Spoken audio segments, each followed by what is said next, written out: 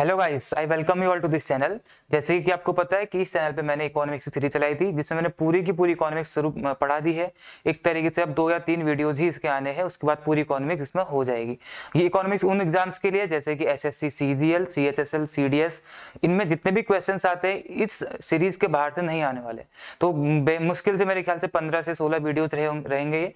आप सबको ये देखने हैं पूरे के पूरे, क्योंकि बहुत यूजफुल आपके लिए है। अच्छे तरीके से पढ़ाने का पूरे का पूरा ट्राई किया है। आपको पीछे दिख रही होगी एक स्लाइड में मैं आपको बता दूं, एसएससी के लिए सबसे पहले आपको पता है सीजीएल का नोटिफिकेशन आ चुका है। उसके लिए आपने फॉर्म भर ही लिए होंगे, जाहिर सी बात है। तो उसके लिए अगर आपको डेडिकेटेड तैयारी करनी है एक्सपीरियंस टीचर के द्वारा, तो आप इस वेबसाइट पे जाकर के www.iexambhi.com यहाँ पे जाकर के आप हमारे कोर्स में एनरोल कर सकते हैं। कोर्स में एनरोल करने के बाद आप जब आप वहाँ पे पे करेंगे तो वहां पे आपको एक्चुअल प्राइस पे नहीं करना है। प्राइस क्या पे करना है, ये कोड डालना है NY40, जिसका मतलब है न्यू ईयर 40। आपको 40% ऑफ मिलेगा, आपको वो प्राइस पे करना है और आपको एक डेडिकेटेड कोर्स एसएससी सीजीएल के लिए मिल जाएगा। उससे आप अपनी तैयारी को और बेहतर बना सकते हैं। तो ये एक अनाउंसमेंट थी इंपॉर्टेंट जो मैंने करी। अब बढ़ते हैं लेक्चर की तरफ। देखिए, इकोनॉमिक्स में बहुत चीजें हम पढ़ चुके हैं, 2-4 चीजें ही रह गई हैं, वो मैं अगले आने वाले 1-2 लेक्चर्स में खत्म कर दूंगा। आज इसमें शुरू करेंगे हम लोग सेंट्रल प्लानिंग। आपको पता है सेंट्रल प्लानिंग क्या होती है, पता होगा, जाहिर सी बात है। लेकिन आज के समय पे 2021 की बात करूं तो अब ये प्लानिंग नहीं होती है, जिसमें मेनली जो 3 तरीके की प्लानिंग्स होती है, इसमें मेनली 5 ईयर प्लानिंग थी। अब ये नहीं होती है, ये 2015 में खत्म कर दी गई और इसका रूप ले लिया गया नीति आयोग के द्वारा। आपको ये पता होगा, मोदी जी के द्वारा, हमारे जो प्रधानमंत्री मोदी जी हैं, इनके द्वारा इसको चेंज करके नीति आयोग बना दिया गया था। तो सेंट्रल प्लानिंग में एक्चुअली 3 तरीके की प्लानिंग आती है। सबसे पहली आपको दिखेगी 5 ईयर प्लानिंग, ठीक है। सेंट्रल प्लानिंग में 3 तरीके की प्लानिंग आती हैं। जो पहली वाली है ये 5 ईयर प्लानिंग, दूसरी है 20 ईयर प्रोग्राम और थर्ड है member of parliament local area development scheme, जिसको हम क्या बोलते हैं, एमपी लेड, ठीक है ना। ये बोला जाता है एमपी लेड स्कीम बोलते हैं इसको। तो ये 3 तरीके की प्लानिंग्स आपको देखने को मिलती है सेंट्रल प्लानिंग के अंदर। लेकिन इन तीनों में सबसे फेमस कौन सी वाली है, सबसे फेमस है आपकी 5 ईयर प्लान्स, ठीक है। तो 5 ईयर प्लान्स अब नहीं है, अब ये इसका रूप नीति आयोग ने ले लिया है, जैसे कि मैंने आपको बताया, कहीं लिखा भी होगा मैंने पीछे, ठीक है। तो हम लोग इसमें मेनली 5 ईयर प्लान्स पढ़ेंगे क्योंकि यही आपके एग्जाम से पूछे जाते हैं। तो शुरू करते हैं, ज्यादा टाइम नहीं लगाते हैं। 5 year plans, the most important plans among the central plans, ये मैंने आपको बता दिया। 12 टोटल हुए थे ये, 1951 से शुरू हो गए थे, जैसे हमारा गणतंत्र हुआ देश उसके बाद ये शुरू हो गए थे और 2015 1 जनवरी 2015 तक थे। उसके बाद इसका रूप किसने ले लिया, नीति आयोग के द्वारा ले लिया गया, ठीक है। तो एक के बाद हम 5 ईयर प्लान्स को देखते हैं कि इसमें क्या क्या बात की गई थी। जो इसमें इंपॉर्टेंट चीजें हैं वो ही देखेंगे, सारी की सारी चीजें हम नहीं देखेंगे जो आपके एग्जाम से पूछे जाती है और जिनकी संभावना है पूछे जाने की, वही देखेंगे। सबसे पहले फर्स्ट 5 ईयर प्लान।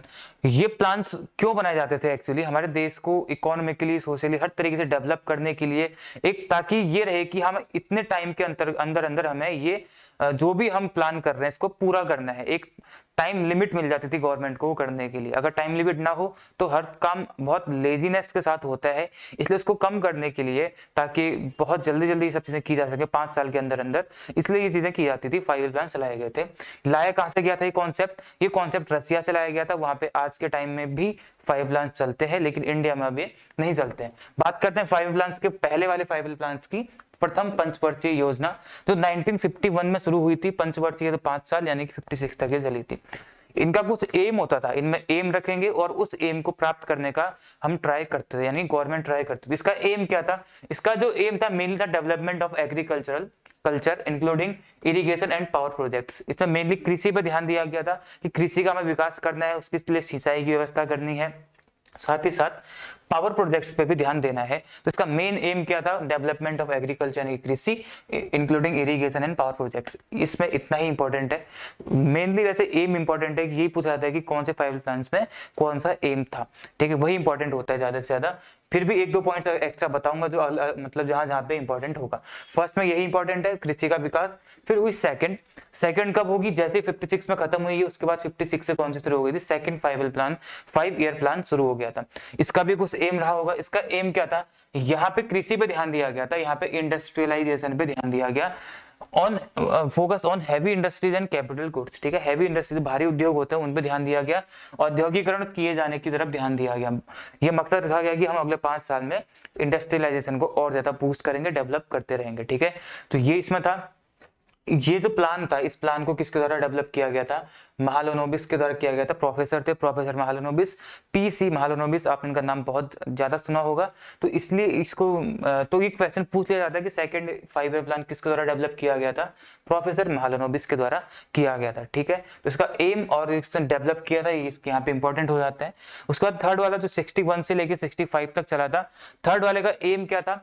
एग्रीकल्चर और बैलेंस रीजनल डेवलपमेंट। इसमें एक तरीके से एग्रीकल्चर और जो हमारा इंडस्ट्रियलाइजेशन है, इन दोनों को एक साथ लेके चला गया था, लेकिन मेनली ध्यान दिया गया था एग्रीकल्चर पे and balance regional and regional development, क्षेत्रीय विकास पे और एग्रीकल्चर पे इसमें ध्यान दिया गया था। ये प्लान लेकिन फेल हो गया था।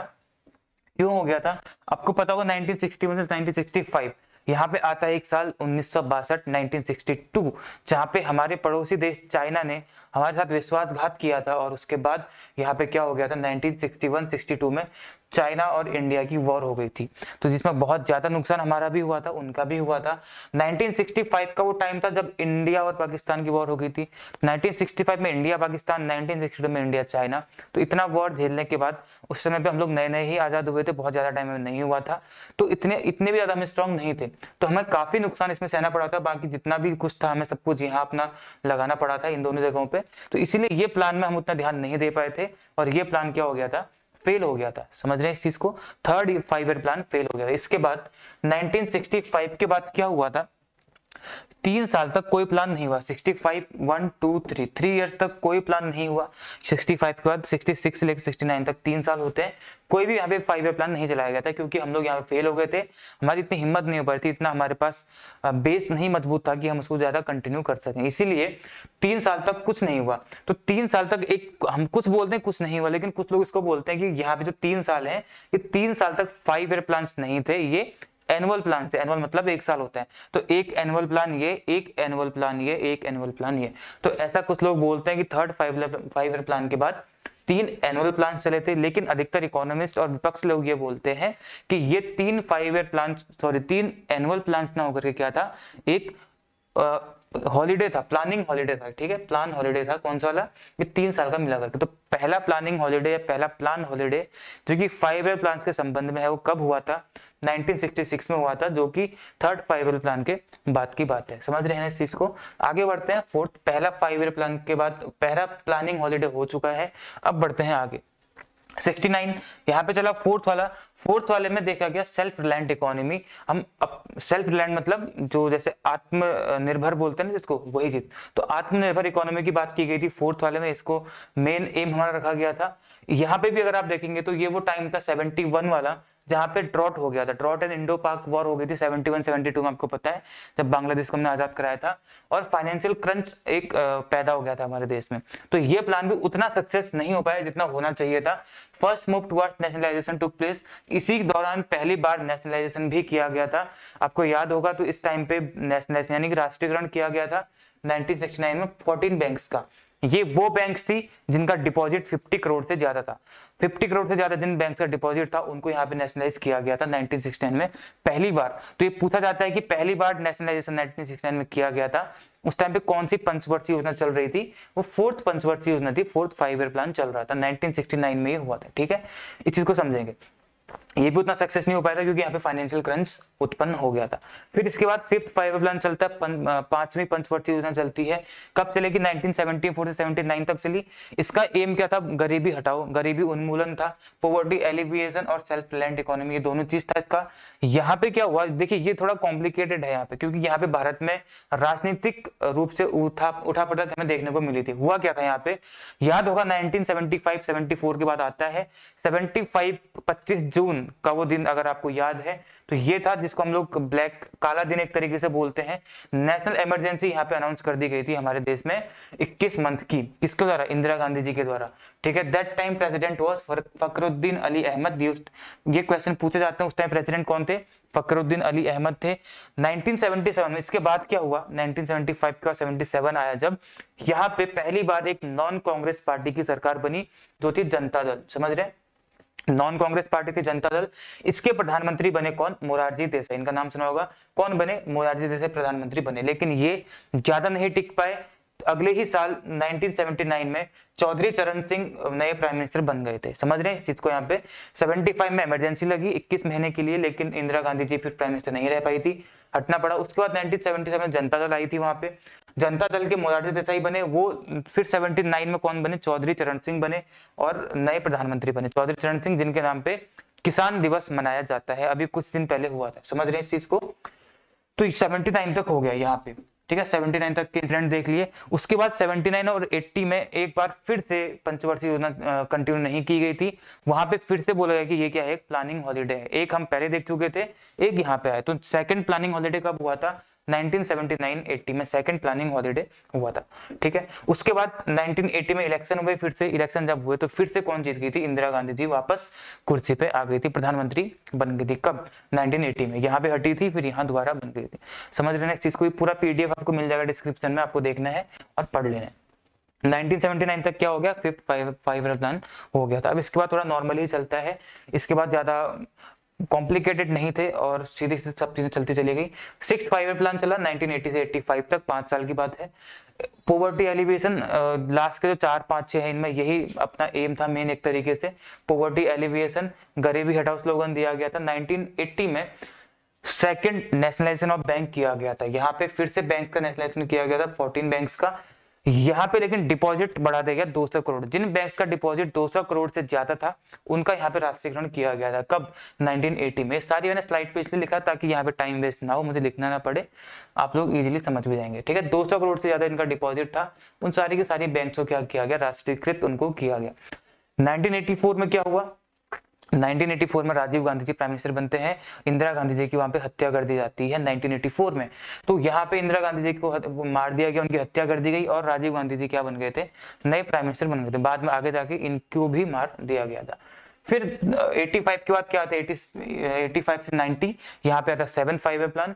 इस दौरान हुआ था नाबार्ड की स्थापना भी हुई थी। एम था emphasis on rapid food grain production, increase employment creation, मतलब मेनली खाद्यान्नों के प्रोडक्शन के लिए और एम्प्लॉयमेंट जनरेशन की बात यहाँ पे की गई थी 7th फाइव ईयर प्लान में। समझ रहे हैं इस चीज को? यहीं पे नाबार्ड की भी स्थापना हुई थी। 1990 से लेकर 1990 तक हो गया था। फिर यहाँ पे 2 साल के लिए क्या हुआ? यहाँ पे फिर से एक प्लानिंग हॉलीडे चला, तो क्या हुआ? ये थर्ड प्लानिंग हॉलीडे था। और तो हमारे एक क्वेश्चन पूछा जाता है कितने प्लानिंग हॉलीडे हुए थे? 3 प्लानिंग हॉलीडे हुए थे, उसमें थर्ड वाला कौन सा था? 1990 से लेकर 1992 तक वाला। समझ रहे हैं इस चीज को? यही वो टाइम है 1992 और 90 के बीच में, ये 91 वाला, जब यहाँ पे एलपीजी पॉलिसी लाई गई थी, क्योंकि हमारी इकोनॉमी बहुत ज्यादा डगमगा चुकी थी और उसको संभालने के लिए क्या लाया गया? एलपीजी पॉलिसी लाया गया। इसका मतलब क्या? Liquefied petroleum gas. ऐसा नहीं है, एलपीजी का मतलब लिक्विफाइड पेट्रोलियम गैस नहीं है, लिबरलाइजेशन, प्राइवेटाइजेशन और ग्लोबलाइजेशन है। किसके द्वारा अनाउंस किया गया था? प्रधानमंत्री, सॉरी ये बाद में प्रधानमंत्री बने थे हमारे मनमोहन सिंह, उस समय में कौन थे? नरसिम्हा राव, ठीक है। इनके द्वारा लाई गई थी एलपीजी पॉलिसी। क्या है एलपीजी पॉलिसी? अगली स्लाइड में बताता हूँ। इसके बाद के जो प्लानिंग हॉलीडे है 7th के बाद के जो 5 बचे 12 तक, वो ज्यादा इंपॉर्टेंट नहीं है, केवल डेट सन याद रख लो, ईयर याद रख लो, गैप कहीं पे नहीं है, लगातार चलते चले गए 92 से 97 तक 8th, 7 से लेकर 2002 तक 9th, उसके बाद 10th, यहाँ पे 11th और ये 12th। समझ रहे हैं इस चीज को? और 1 जनवरी 2015 को क्या कर दिया गया? नीति आयोग को स्टैब्लिश कर दिया गया, 5 ईयर प्लान को खत्म कर दिया गया था। तो यहाँ पे मैंने बताया LPG policy. LPG policy important है, इसको देख लेते हैं क्या है एलपीजी पॉलिसी। फुल फॉर्म मैंने बताया लिक्विफाइड पेट्रोलियम गैस नहीं है, लिबरलाइजेशन, प्राइवेटाइजेशन और ग्लोबलाइजेशन है। तो ये 1991 में लाई गई थी, किसके द्वारा? इंडस्ट्रियल सेक्टर पे लाई गई थी, पीवी नरसिम्हा राव और मनमोहन सिंह जी के द्वारा लाई गई थी। इसमें लिबरलाइजेशन का मतलब क्या है? लिबरलाइजेशन मतलब किसी चीज को फ्री कर देना, उनको खुली छूट देना। तो यहाँ पे क्या किया गया था? जितने भी रेस्ट्रिक्शंस होते थे इंडस्ट्रियल सेक्टर पे, उन सबको लिबरल किया गया, यानी कि सबको आजादी दी गई, एक तरीके से उनको हटाया गया था। जैसे कौन कौन से रेस्ट्रिक्शंस होते हैं? लाइसेंसिंग की प्रॉब्लम होती थी, लाइसेंस लेना ही लेना पड़ता था सबको, तो इसको हटाया गया कि सबको लाइसेंस लेने की जरूरत नहीं है। और अगर वो अपने बिजनेस को, इंडस्ट्रियल सेक्टर को फैलाना चाहते हैं, अपने इंडस्ट्रीज को, तो फैला सकते हैं, कॉन्ट्रैक्ट करना चाहते हैं कॉन्ट्रैक्ट कर सकते हैं। इसी के साथ साथ उनको प्राइस वगैरह अपने हिसाब से फिक्स करने की अनुमति भी दी गई थी। ये तो ठीक है। यहाँ पे देखिए लाइसेंस वाली प्रॉब्लम आती है, तो लाइसेंस वाले में देखो हर सेक्टर को नहीं, इन जो कुछ सेक्टर जैसे अल्कोहल, ड्रग्स और आर्म सेक्टर है, इनको लाइसेंस रखना जरूरी था, कंपलसरी था।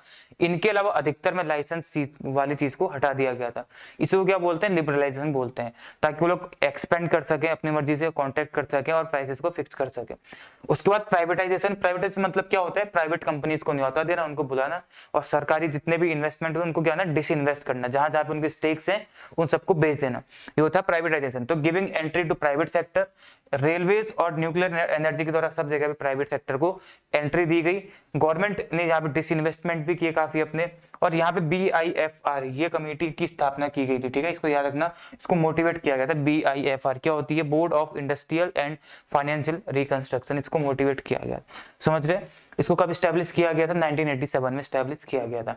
तो ये था प्राइवेटाइजेशन, इससे था लिबरलाइजेशन। कोई बहुत ज्यादा डीप नहीं जाना है, हल्का हल्का ही देखना है। उसके बाद है ग्लोबलाइजेशन, मतलब वैश्वीकरण बोलते हैं हिंदी में, सब जगह फैलाना इस चीज को।